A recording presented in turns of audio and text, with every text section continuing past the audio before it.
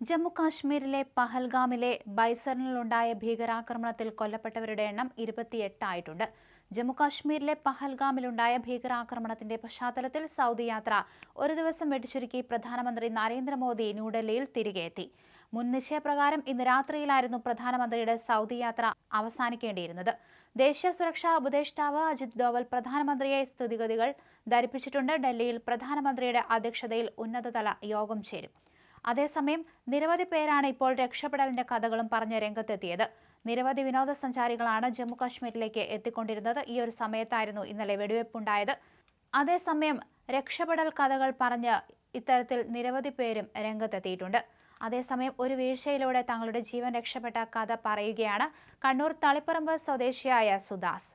April 18-ന് tour package മുഖേന കണ്ണൂരിൽ നിന്ന് ശ്രീനഗറിലെത്തിയ സുദാസും കുടുംബവും 3 ദിവസം അവിടെ സന്ദർശിച്ച് സ്ഥലങ്ങളൊക്കെ കണ്ടു. 21-നാണ് പഹൽഗാമിലെത്തിയത്. അവിടെ ഹോട്ടലിൽ താമസിച്ച ശേഷം 22-ന് ഡ്രൈവറുടെയും ടൂർ ഗൈഡിന്റെയും താൽപര്യപ്രകാരം 11:30-ന് കുതിരസവാരിക്ക് പോവുകയായിരുന്നു. ഏറെ ദുർഘടം പിടിച്ച യാത്രയായിരുന്നു. 7 കിലോമീറ്ററോളം ചെങ്കല്ലും കരിങ്കല്ലും. ആ വഴിയിലൂടെ കുതിരസവാരി. അങ്ങനെ സുദാസ് ആ നിമിഷങ്ങളെക്കുറിച്ച് ഇങ്ങനെ പറയുന്നു. ഞാനും ഭാര്യയും മാത്രമേ കുതിരസവാരിക്ക് പോയിരുന്നുള്ളൂ.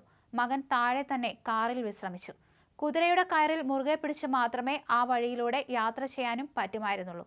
എനിക്കും ഭാര്യയ്ക്കും പ്രത്യേകം കുതിരയായിരുന്നുവെങ്കിലും 2 പേർക്കും കൂടി ഒരു കുതിരക്കാരൻ മാത്രമായിരുന്നു ഉണ്ടായിരുന്നത്. അങ്ങനെ ആ ദുർഘടം നിറഞ്ഞ വഴിയിൽ കൂടി വ്യൂ പോയിന്റിലേക്ക് എത്തിക്കൊണ്ടേയിരുന്നു. വ്യൂ പോയിന്റിലെത്തി കുതിരയുടെ മുകളിൽ നിന്ന് ഇറങ്ങാൻ ഒരു കല്ലിൽ ചവിട്ടണം.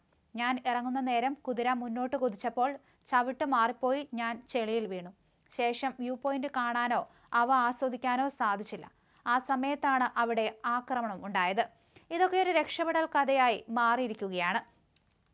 പിന്നീടാണ് അറിഞ്ഞത് അവിടെ ഇത്തരത്തിൽ ഭീകരാക്രമണം നടന്നു എന്നും നിരവധി പേർ മരിച്ചുവെന്നും. ഒരു ആശ്വാസത്തിന്റെ വാക്കിൽ തന്നെയാണ് സുദാസ് ഇത് പറയുമ്പോഴും കൂടെയുണ്ടായിരുന്നവർ മരിച്ച വേദനയിലാണ് അദ്ദേഹവും. എന്തായാലും സ്ഥിതിഗതികൾ വിലയിരുത്താൻ ഇപ്പോൾ മോദി സൗദിയിൽ നിന്ന് എത്തിക്കഴിഞ്ഞു. ഡോവലുമായും അമിത്ഷായുമായൊക്കെ ചർച്ച നടത്തുകയാണ്. വലിയ രീതിയിലുള്ള ഒരു തിരിച്ചടി തന്നെ നൽകുമെന്ന് ഉറപ്പാണ്. സേനയ്ക്ക് അമിത്ഷാ നിർദ്ദേശം നൽകിക്കഴിഞ്ഞു. TRF ഇതിന്റെ ഉത്തരവാദിത്തം ഏറ്റെടുത്തിട്ടുണ്ട്. ജമ്മു കാശ്മീരിലെ പഹൽഗാമിലാണ് ഭീകരാക്രമണം ഉണ്ടായത്. മിനി സ്വിറ്റ്സർലാൻഡ് എന്നറിയപ്പെടുന്ന ഇവിടം സന്ദർശിക്കാൻ നിരവധി പേരാണ് ഓരോ ദിവസവും എത്തിക്കൊണ്ടിരിക്കുന്നത്. അതേസമയം ജാതി ചോദിച്ചും മതം ചോദിച്ചുമാണ് ഇത്തരത്തിൽ പ്രകോപനം നടത്തിയത് എന്നാണ് പറയപ്പെടുന്നത്. നിരവധി പേർ കാട്ടിനുള്ളിൽ നിന്ന് കടന്നുകയറി തുരതുര വെടിയുതിർക്കുകയായിരുന്നു.